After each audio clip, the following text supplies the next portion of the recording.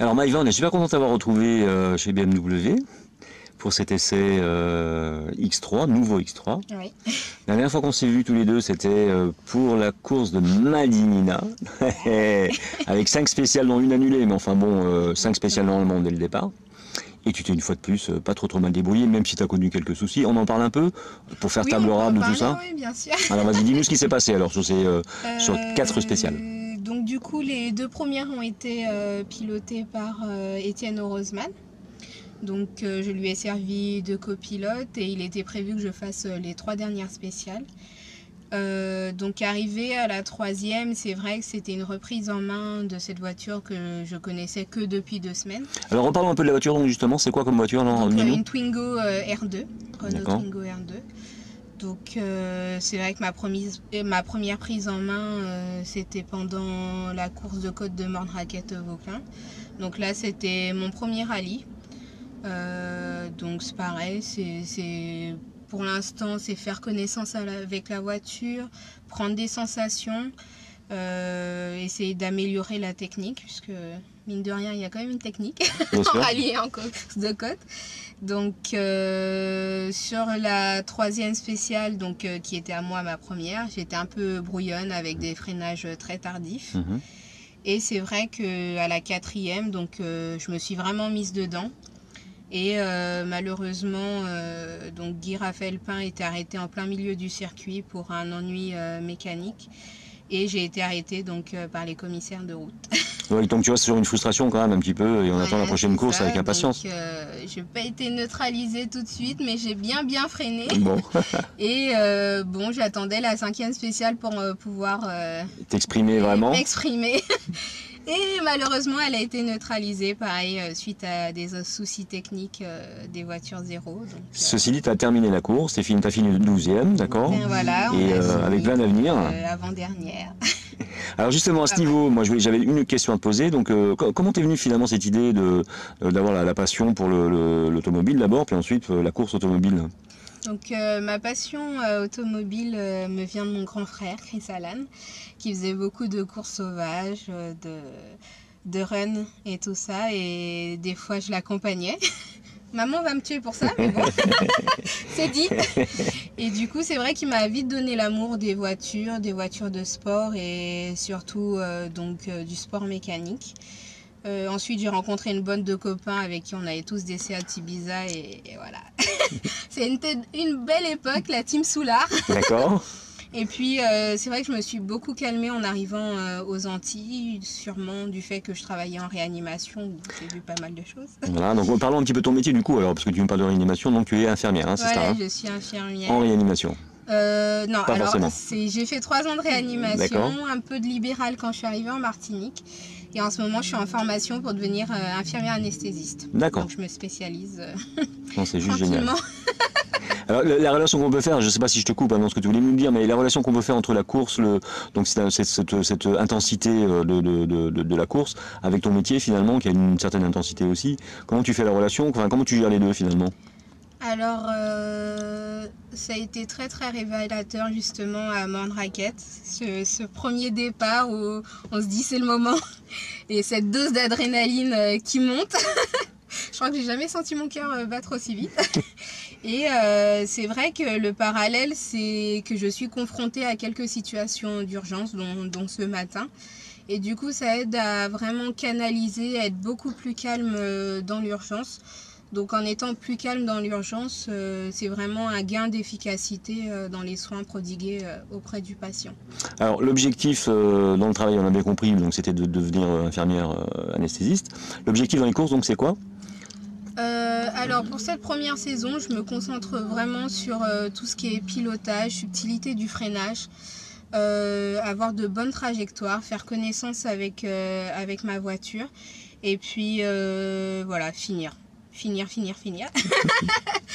Et tout en m'améliorant, donc cette période où j'irai chercher un temps arrivera.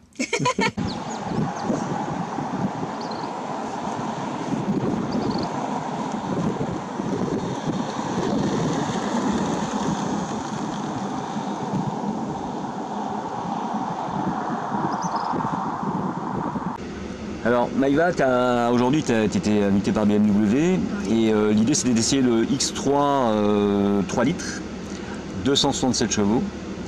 Alors, ça fait quoi? Ah bah alors, franchement, sensation géniale, elle est vraiment très agréable à conduire. Et on pourrait penser sur ce type de véhicule que le poids est vraiment un frein. Et en fait, elle a une rapidité d'accélération qui est tellement importante que finalement, ça compense le poids. Donc elle a une accélération qui est vraiment très très intéressante.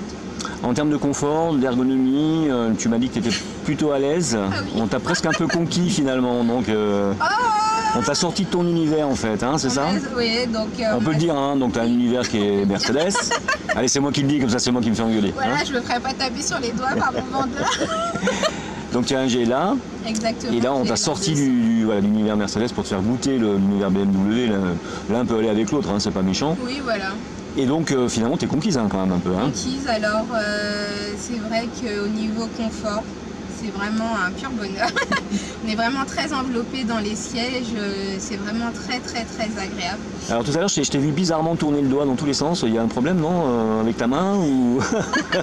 Les commande tactile. Oui, en commande fait, tactile, on peut le dire commande gestuelle en fait. Voilà, commande gestuelle. Voilà. Donc c'est vrai qu'elle reconnaît les gestes et donc on peut augmenter ou baisser le son. Donc nouveau gadget mais très sympa, sur lesquels on peut beaucoup s'amuser. On risque de voir des jeunes femmes avec des gestes bizarres dans la voiture dans les années à suivre. Exactement. Donc vous inquiétez pas trop, elles n'ont pas perdu la tête mais elles commandent leur voiture. Alors on a roulé très raisonnablement sur la route, mais on est allé quand même un petit peu à Carrère pour essayer de faire un peu de freinage et puis faire un peu d'accélération. On a été un petit peu aidé, c'est vrai, bon on va dire, on le dit. Oui, on le dit. Je suis bien oh là là, bonjour. Bonjour. Alors, on sait pas qui c'est, hein, on sait toujours pas du tout qui c'est. fidèlement accompagné par Étienne Roseman. Voilà. Le père Roseman. Bon, c'est un avis des femmes, mais le papa était là quand même. Enfin, le papa Roseman était là quand même. Hein. Voilà, bon. toujours mon fidèle accompagnateur. Alors, côté sécurité, on y revient. Côté sécurité de voiture, comment tu t'es senti au niveau freinage en particulier? Toi qui as l'habitude de bon freinage, un peu tardif, tu m'as dit? Oui. Mais t'as de bon freinage. Bah, Evan ne sait toujours pas freiner, comme il le faudrait. Là, on t'a trouvé quand même bien en freinage. En accélération oui, voilà, freinage, on t'a trouvé bien. Alors, c'est vrai que la prise en main, donc j'y suis allée timidement comme à mon habitude. Mais elle a un temps de freinage qui est assez raisonnable. Après, par contre, sur le freinage, on sent un petit peu le poids de la voiture. Mais sinon, c'est un très bon freinage. D'accord. En termes de roulis, au niveau des virages, comment tu as senti la voiture au niveau de l'accroche sur le bitume? Tu t'es senti à l'aise? Oui, c'est une voiture qui est très très stable.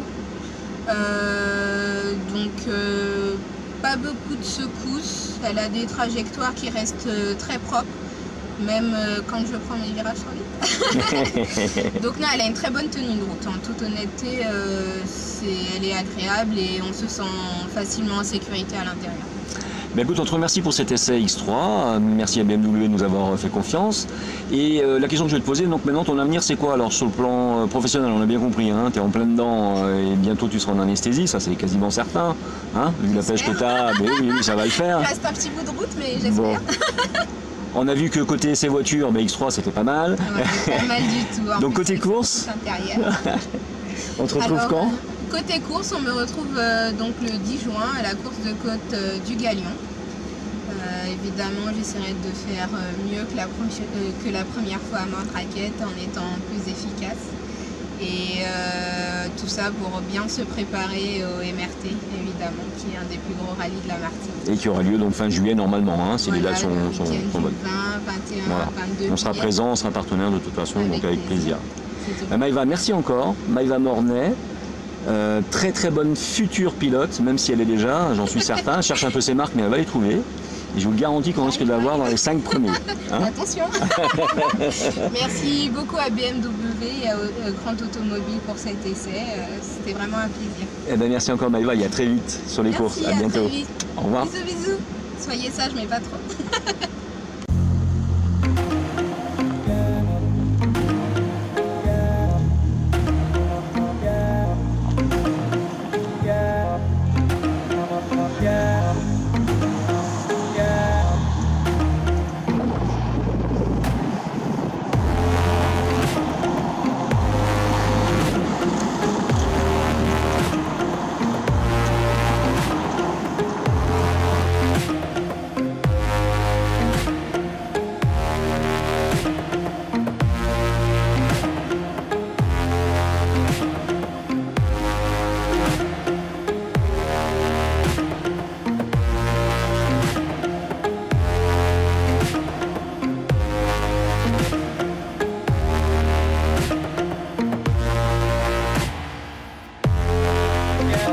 yeah, yeah.